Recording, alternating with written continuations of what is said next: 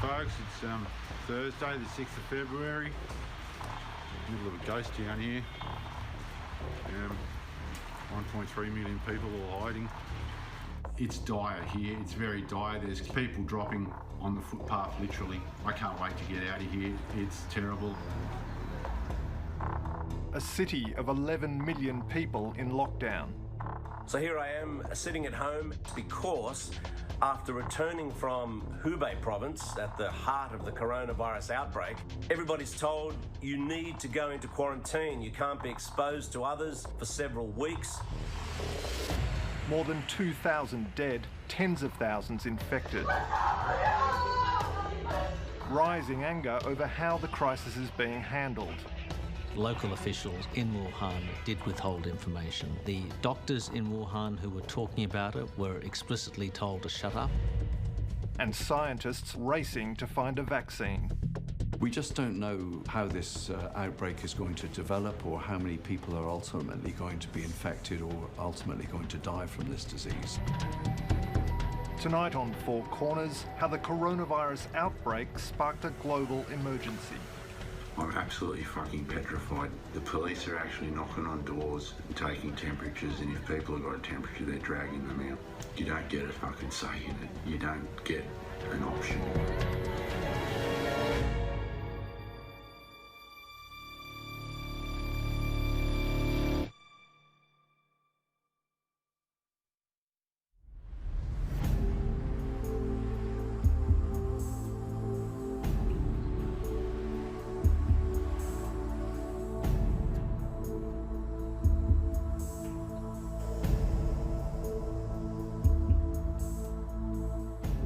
Wuhan is a very, very beautiful, charming and bustling city in central China.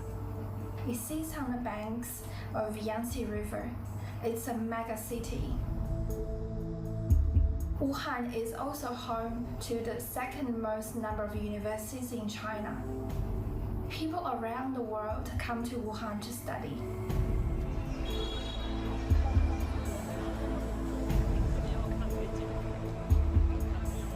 It's right in the heart of the country, geographically as well as economically. All these trains and planes are coming through there, and to have the virus outbreak start there, it's almost like if you wanted to pick the worst place for it to break out in, that would be the place you'd release it.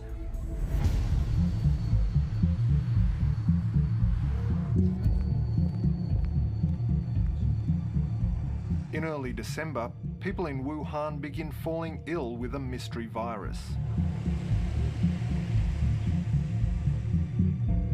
The first infections in Wuhan started in early December, and I believe the first case in December the 1st. When a new infectious disease appears, it does take a little time to register and become aware that it's new. So there were people presenting with a form of pneumonia.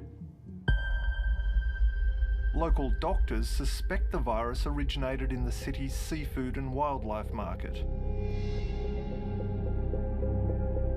So we think the virus probably originated from bats because that's what the genetic data tell us, but often there's an intermediary animal host. In this case, they think pangolins might be implicated, which are a mammal, and that intermediary animal host might have been at the markets.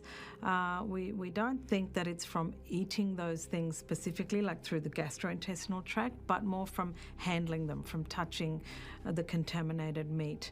So somewhere in that market, we believe there must have been a contaminated animal source that infected the first cluster of humans. In late December, as the number of cases increases, doctors in Wuhan begin sharing information in a private chat group. Well before any of us knew about the coronavirus, there were people who tried to sound the alarm. So there were a group of whistleblowers who'd heard that there was this virus cluster, and they started speaking about it. Now, in particular, there was one doctor, Li Wenliang. He posted on a chat group with his former university classmates that people had been coming in with what he thought was the SARS virus. 7 SARS cases were confirmed in the Huanan seafood market. The main mode of transmission of the virus is droplet transmission at close range or contact with respiratory secretions of patients. This can cause a special pneumonia that is evidently contagious and capable of affecting multiple organ systems. It is also called SARS. The patients were isolated in the emergency department of a hospital. Everyone, please be careful. That's scary. SARS is back. The outbreak revived the spectre of SARS, another type of coronavirus, which killed 774 people in 2002 and 2003. The reason why they would have been so concerned at the prospect that this was SARS was threefold.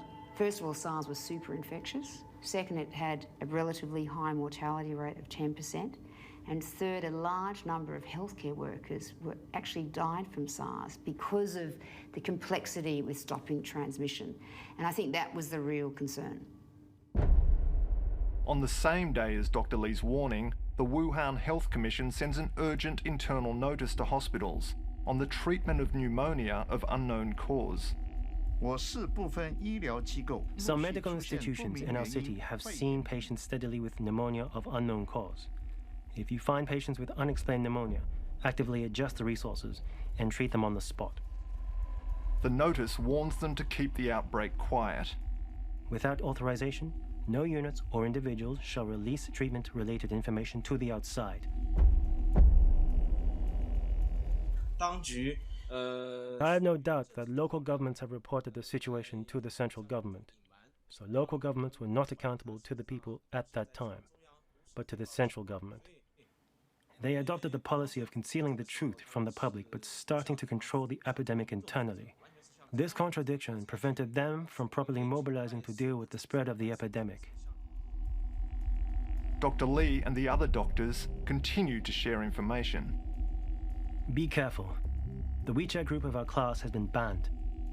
The latest news is the coronavirus infection has been confirmed, and virus classification is in progress. Please don't spread the word and ask your family and loved ones to take precautions. Do not go to the Huanan seafood market in the near future. So when this group of doctors, I think they were university classmates from Wuhan, began sharing the information they had about a strange new virus on this sort of joint WeChat group, they were doing what you'd expect medical professions to do, to try and sort of pool information and see what was actually happening. But of course, that's a kind of dangerous thing to do in China. I think there's little doubt right now that local officials in Wuhan did withhold information. They've admitted as much. The doctors in Wuhan who were talking about it were explicitly told to shut up. Dr. Lee and his colleagues are hauled in for questioning by Wuhan police. After investigation and verification by the public security organs, 8 offenders have been summoned and handled according to law. The police will investigate and punish with zero tolerance those illegal acts that fabricate and spread rumors and disrupt social order. Dr. Lee was disciplined by his own hospital. He was even picked up by the police and taken in and castigated and told not to spread rumours. This is what happens when you are saying things publicly that the Communist Party doesn't like. You're spreading rumours. Even if somebody is trying to tell the world about a potentially dangerous virus, the first instinct is to shut them up. Despite the risk of retribution, critics like Dr. Wu Cheng, who already lost his university job for defying a ban by President Xi on teaching democracy, continue to speak out over the government's handling of the crisis. They were basically concealing the truth. Although internal controls were in place, the information kept from the public caused the outbreak of the disaster and the spread of the disease. That's the key point in this saga. You know, they lost about 2 weeks, maybe 3 weeks, just when the virus was at its sort of nascent point, just at a time where they could have traced it, just at a time where perhaps they could have checked it more substantially, but that was lost because it got caught up in the politics of the information flow and information surveillance in China. 4 weeks after the first infections, China notifies the World Health Organization of the outbreak. Things are about to get worse. In early January, millions of Chinese are preparing to travel to and from Wuhan to celebrate Chinese New Year with their families. If you were to pick the most dangerous time, the worst time for a virus to break out here, the worst time for it to spread quickly across China and even around the world, it would be the Lunar New Year. You have hundreds of millions of people crisscrossing China, travelling overseas, and because of that mass migration, the largest mass migration annually in the world, I mean, it was just a terrible time for this virus outbreak to happen. Australian resident Ying Wang, who lives in Melbourne, is preparing to visit Wuhan with her husband and 2 children when she hears about the outbreak. It was a couple of days after our Christmas holiday in Melbourne. I got a video sent over from my cousin in Wuhan, and according to the video, there was suspected SARS-like pneumonia. And I asked my cousin, should I cancel my trip? We waited until probably the first week in January. And then there was an official announcement from our local government back in Wuhan saying that the disease was controllable. And then it sort of, I feel relieved. So we went out. We went out with our trip. Ying Wang and her family arrive in Wuhan on January 9. That same day, a 61-year-old man who had visited the seafood market becomes the first person to die of coronavirus. His death is kept quiet for 2 days.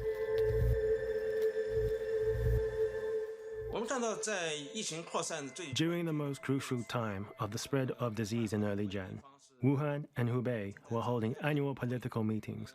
As a result, the first death, which occurred on January 9, was not announced until January 11. After January 11, the data on deaths and confirmed cases plateaued and the numbers had not changed at all. I believe that the local authorities concealed the truth from the public due to political concerns.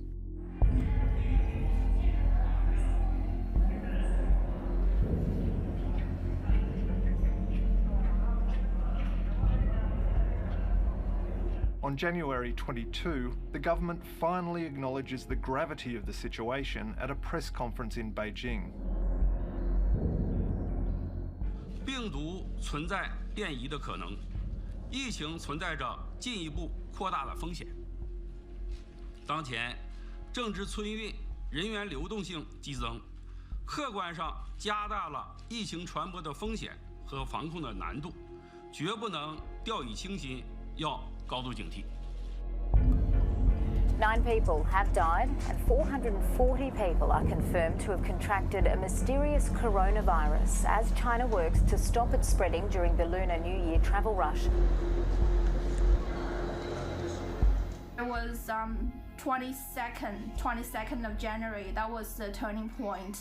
It was Wednesday, and just bad news started coming in. It started with the Chinese official news saying that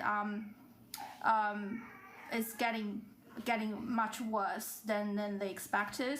And then all of a sudden, I think it was the next day, 23rd, I remember, I woke up quite late, like 10 a.m. And suddenly, my dad just told me, oh, we can't go out now. We can't go out. We can't get out of our apartment.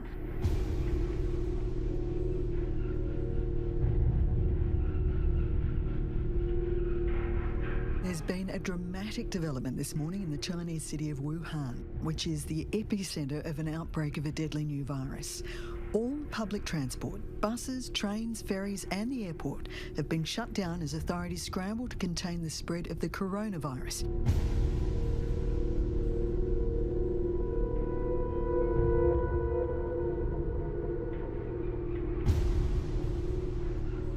I mean, when the authorities decided to lock down that whole province of Hubei, that's like locking down the entire population of Italy and telling them you can't leave that province. It was really the moment when everybody knew, all right, this is a big problem.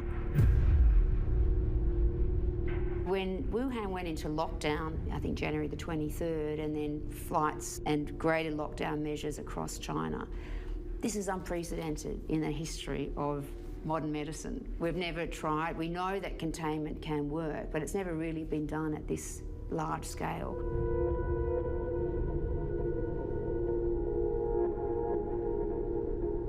The day I learned that Wuhan was in lockdown, I felt quite shocked, and I immediately started worrying about food supply, and I had to stop everything on the day, just started messaging everybody to find out, is that really the official news? How serious is this announcement?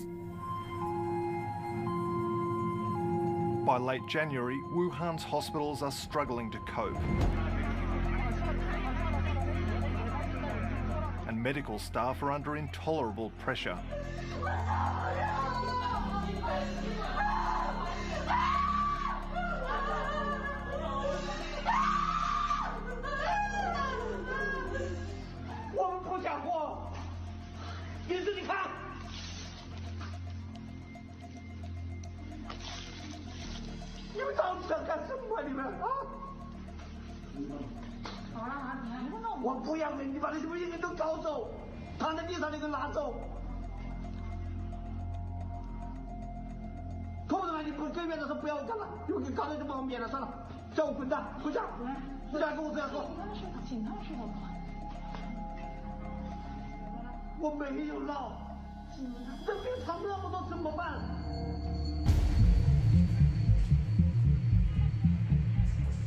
With patient numbers surging, construction begins on 2 new hospitals, with one scheduled to open in just over a week.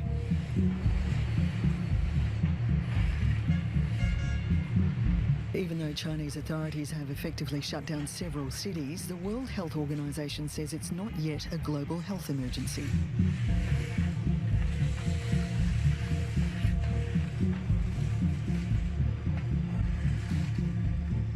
So obviously the whole world was watching very closely through January as this epidemic unfolded, and people were very concerned. A lot of experts were concerned and felt that the public health emergency of international concern should have been declared earlier. I think people were harking back to Ebola and what happened there, and they were afraid of delays that might have been very costly in terms of the ability to save people's lives.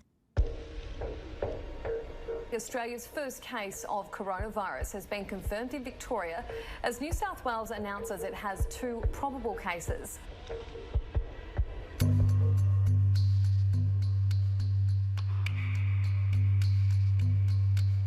So the minute we made the diagnosis of the first case in Australia, we knew how significant that was, and we knew that we wanted to culture the virus. In a major breakthrough, Australian scientists become the first outside China to isolate the virus in a laboratory. It's definitely growing.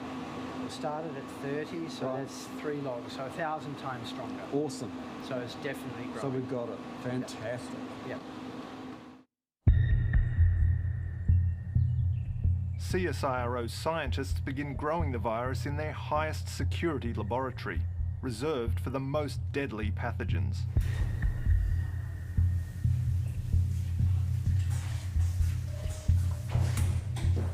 We don't actually know how dangerous this virus is. We know it kills people, but we don't know how many, and we don't know exactly what the mechanism is by which this virus kills people. So at the moment, we're taking the highest level of precautions.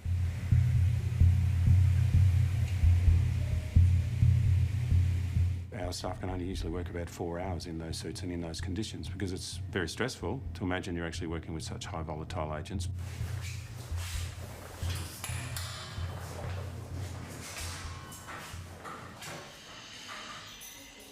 The most important thing that we're doing at the moment is growing the virus to produce more of it so that we can understand more about the characteristics of this virus and also how it behaves in our biological model so that we can see the progress of the disease.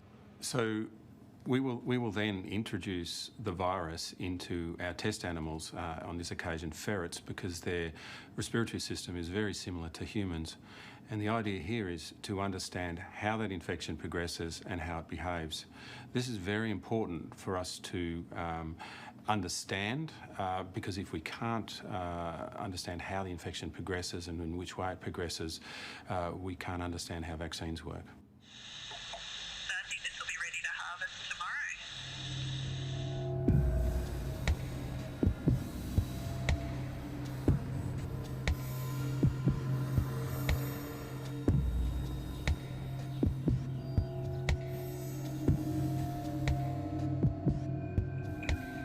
In China, the escalating number of infections prompts a rare outburst of anger online against authorities.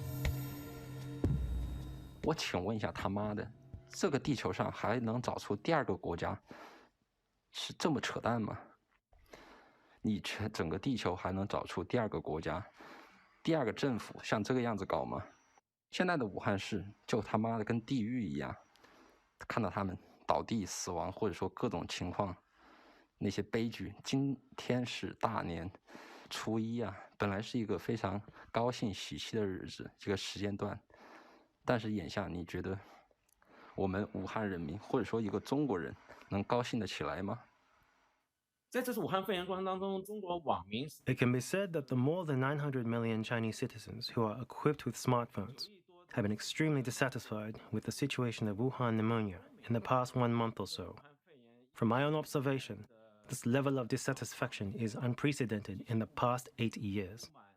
They have been tremendously dissatisfied with Wuhan local government's ineffectiveness in epidemic and disaster relief. The predicament the Wuhan people have been put into from the city lockdown, the paralysis of the local medical institutions, and the huge risk they have to face.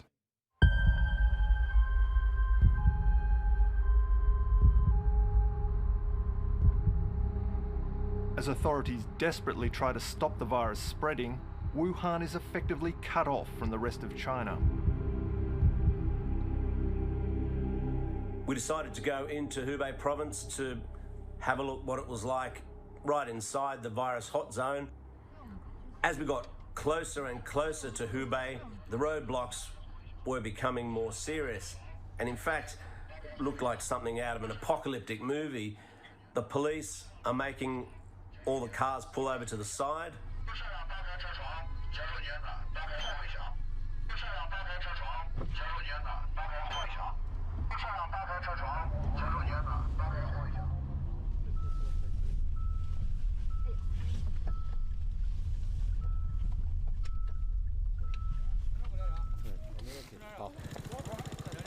So basically that's the border that way.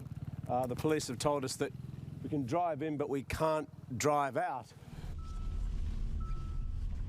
We drove through a series of ghost towns. I mean, nobody on the streets, shops closed, the shutters were down. And this is during Spring Festival. Normally, this is a time when you'd have fireworks, families, friends gathering to have meals together, celebrating, being happy, and instead it was completely dead and in fact pretty eerie. The outbreak of the coronavirus in China has finally been declared a global health emergency after a rapid escalation in the number of infections during the past week. There are almost 8,000 cases in 18 countries, including 9 in Australia. So here I am sitting at home and reporting from where I live. That's because after returning from Hubei province at the heart of the coronavirus outbreak, everybody's told you need to go into quarantine. You can't be exposed to others for several weeks. This city, Beijing, if I look out the window, it's dead. I mean, there are hardly any people in the streets. Friends here don't want to go outdoors. That's because they're afraid of catching the coronavirus. And the same is happening all over the country, all these mega cities in China.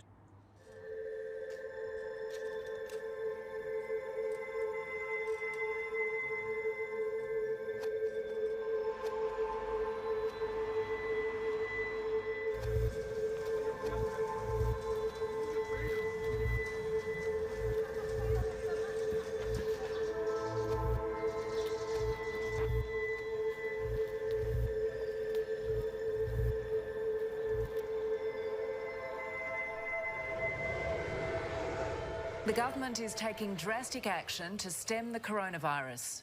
Foreign nationals coming from China are now banned from entering the country. I think from a disease control point of view, we want to continue these for as long as is feasible. There's just so many major economic consequences of the travel ban that I think at some point we'll have to make the decision to lift the bans. But if we can keep them going as long as possible, that will be beneficial from a disease control point of view.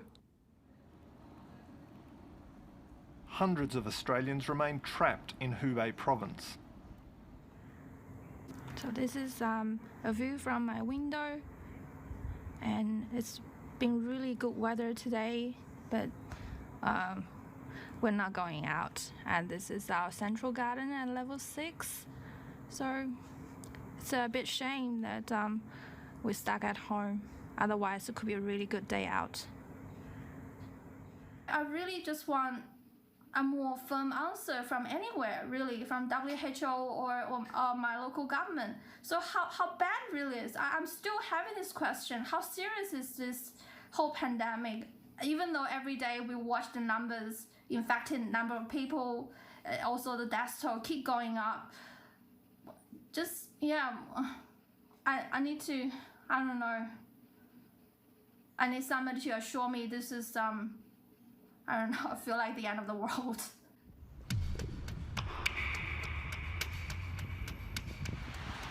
Morning, folks. It's Thursday, the 6th of February. Middle of a ghost town here. 1.3 million people all hiding. It's raining, it's a miserable day. Death tolls were 545 today.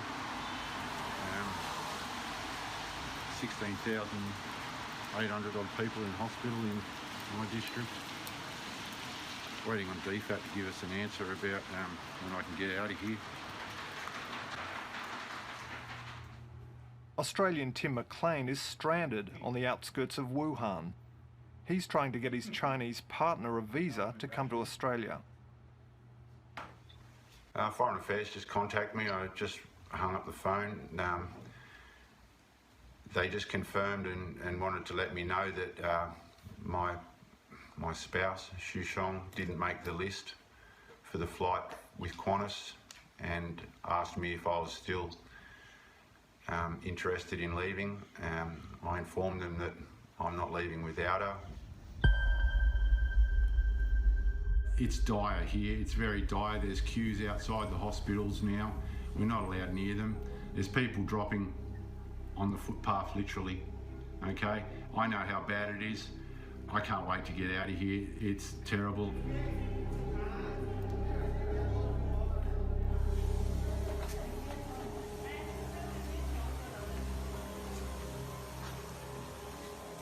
So this is them spraying right outside our front door. They've been doing this all through the city regularly. The local council have been going out and spraying disinfectant around everybody's doorways. So I suspect they're spraying to stop infections coming out of the sewer.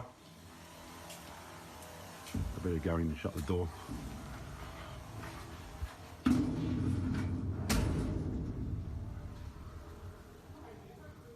I've seen medical folks turn up 2 doors away from me, 20 metres from my front door, and take a lady away that was infected. They also took her son. The son returned home 24 hours later. He was okay. We haven't seen or heard of the lady since. So people have been concerned about the human rights aspects of quarantine and isolation of cases, quarantine of contacts, etc., and that's been happening on a very large scale in China, but also in Australia and other countries.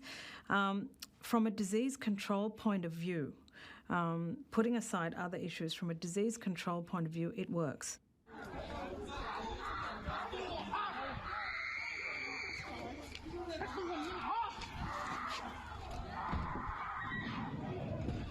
Videos emerge on social media of authorities using increasingly drastic measures.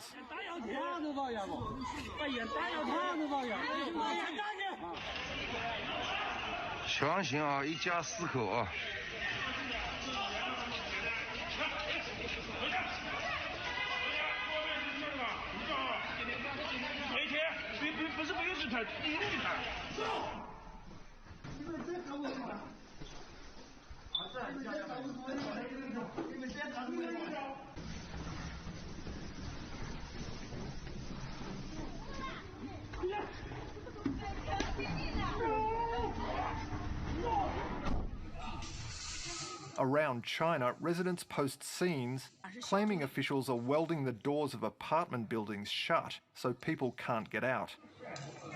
哎，那个是门吗？才敢那门哦，把门封的了。你看那个电焊工在那块焊的，那中间是一个门，你看，可怕。把门洞都焊死了，不让出屋了。下一个就是我们6号楼了，就是我家了。I'm very concerned about getting this virus. I'm not even 100 metres away from one of the hospitals that's full. I've seen people entering that hospital. I've seen people getting rolled out on stretchers out of that hospital. It's literally across the road from where I come out of my apartment. Now, that's concerning. My hospitals here are full. We've run out of medical supplies here. There's no PPE or personal protective equipment available anymore, so the doctors have all gone to the bigger hospitals. They're shipping our sick and our, the people that are in bad condition, they're taking them to Wuhan. The Wuhan hospitals are also full now.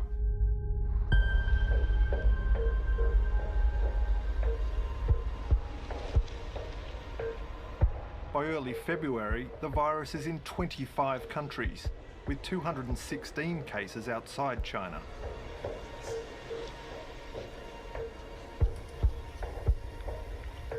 The most likely way that the virus is travelling outside of China is by infected people. So these people, they are perhaps in the early stages of the disease and perhaps not showing very many clinical signs.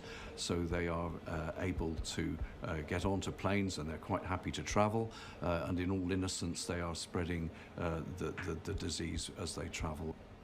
We think probably 10% or less of all infections in China are being detected at the current time. We estimate that maybe up to 50,000 new infections a day occurring in China, which is obviously much larger than the official case numbers.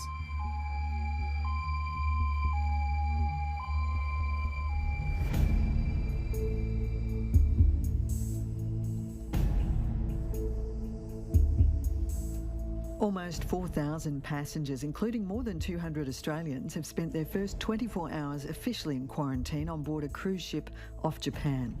They'll be isolated on board for the next fortnight, with some passengers growing anxious as their crucial medicines are beginning to run out.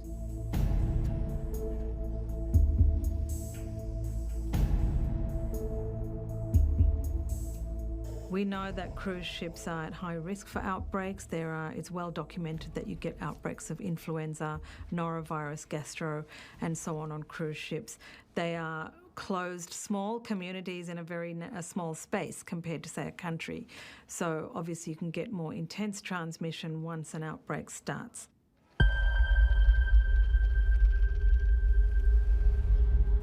Shocking news breaks that the man who had first warned of the outbreak has died of coronavirus. In China, censors are working overtime to contain an outpouring of anger and grief over the death of the doctor who blew the whistle on the coronavirus crisis. Li Wenliang died from the virus in a Wuhan hospital 5 weeks after being punished by authorities for warning others of a dangerous new virus.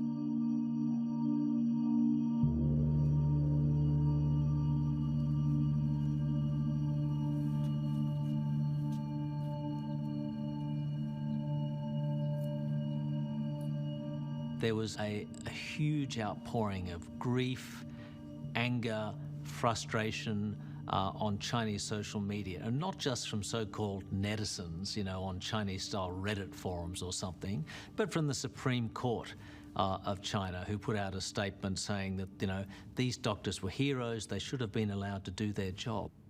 The public intellectuals and the public both realized that Dr. Li represents the conscience of China.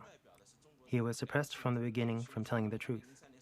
He could have saved the livelihood of tens of thousands of people, or thousands of people's lives. But all this was concealed due to the authorities' suppression of free speech. I believe the public expressed their dissatisfaction with the government by commemorating him.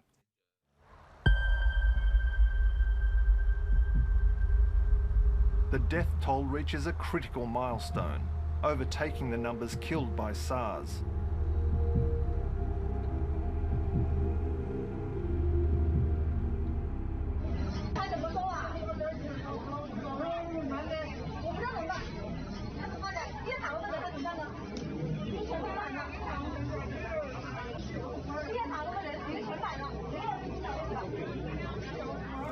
具尸体已经在这里躺了一个上午了，有的人已经是凌晨死的，到现在没有人来处理。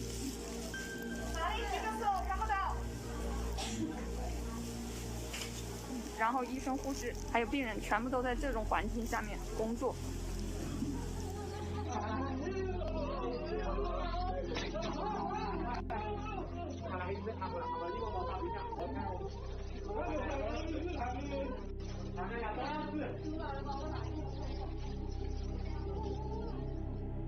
习近平首先来到北京市朝阳区安贞街道安华里社区。After being conspicuously absent, President Xi emerges on state media to assert his authority.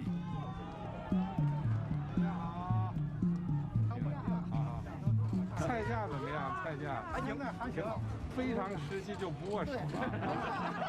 但是咱们呢，但是你一定要有信心。没问题。Xi has really lost control of the narrative, and he's struggling to get it back. Now, if that goes on, if they don't get on top of the virus, then that can really damage Xi's image, I think, even with ordinary Chinese people, and that has potentially profound implications because 2-3 years down the track, when he's meant to be reappointed, maybe his enemies will use this against him. So the people directed this kind of dissatisfaction directly to Xi himself and Xi's style of governance, which is, I believe, the most serious threat to Xi Jinping. This is because the foundation of his power is based largely on populism, and the loss of this populist foundation will undoubtedly destabilize his position in the party. Australians still trapped in the coronavirus epicenter in China are tonight preparing for a second attempt at an evacuation flight to Darwin. There is a seat available for my partner Sean and myself on the next available flight out of Wuhan, which apparently is leaving at midnight tonight. We've got 3 or 4 hours to get to the airport. They've sent us all our passes, etc., so we can get through the checkpoints. It's all confirmed. We've got the emails, we've got the thumbs up, so we're out of here. We're heading home. Can't wait, and super excited. Today is our last day in Wuhan. It's been pretty long journey, really. In the past 2 weeks, more than 2 weeks, we've been house quarantined for more than 2 weeks. So tomorrow we're going to get out and go to the airport and come back to Australia. So it's still unreal for me.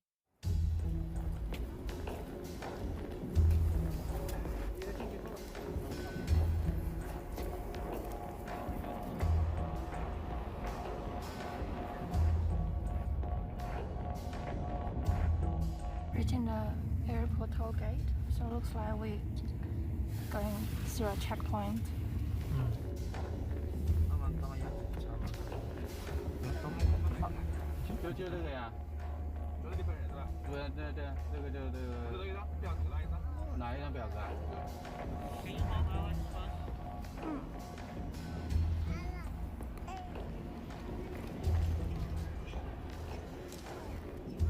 It's 2:30, kids are not asleep. I'm super tired. We're still waiting about half of the plane, still waiting to be cleared of security and passport control and stuff. A lot of paperwork, a lot of screening, a lot of questions. Just very, very stressful, really. Out of here. Yes, we're out of here, going home.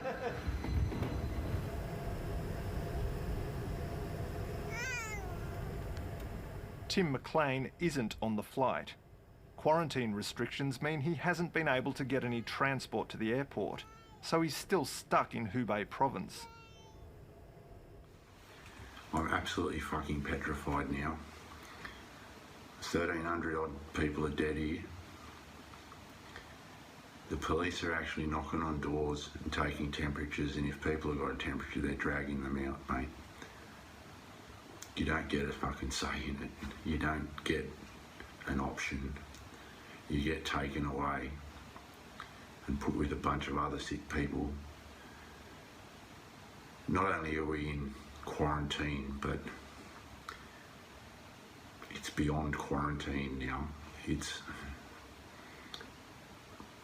don't even know what to call it. It's quite terrifying knowing that people can knock on your door here and just drag you out for no reason at all because you got a temperature.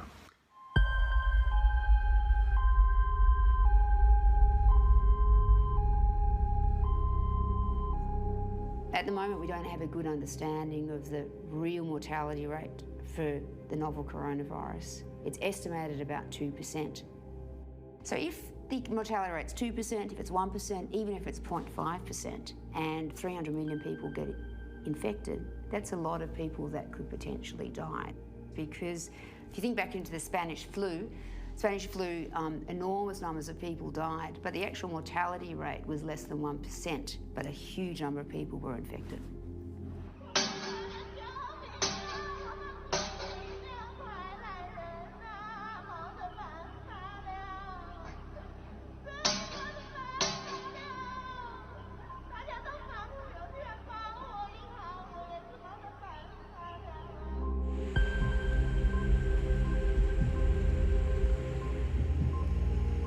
The World Health Organization is this morning warning the coronavirus could pose a greater global threat than terrorism. A virus can have more powerful consequences than any terrorist action. And that's true. And if the world doesn't want to wake up and consider this enemy virus as public enemy number one, I don't think we will learn from our lessons. We just don't know how this outbreak is going to develop, or how many people are ultimately going to be infected or ultimately going to die from this disease.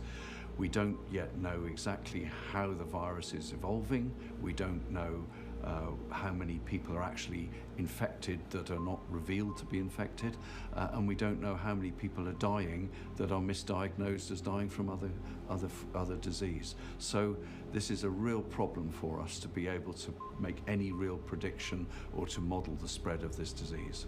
I think the worst case scenario is that we are unable to contain the virus, that we see sustained human-to-human transmission in many parts of the world.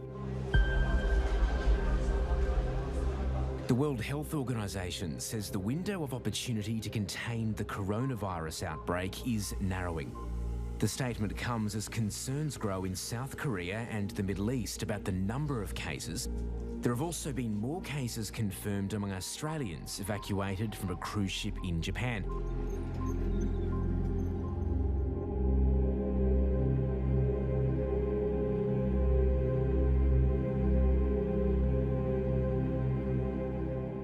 So I really don't know what the near future is going to bring. We've got no information about how long we're going to be in here. There's no indication whatsoever. I've got sick people living next door to me. I've got sick people above me. I've got sick people across the lane from me. Some of those people have got chains on their doors so people can't access them because they're ill. I'm hiding from a virus that you can't see and a government that you don't want to muck around with.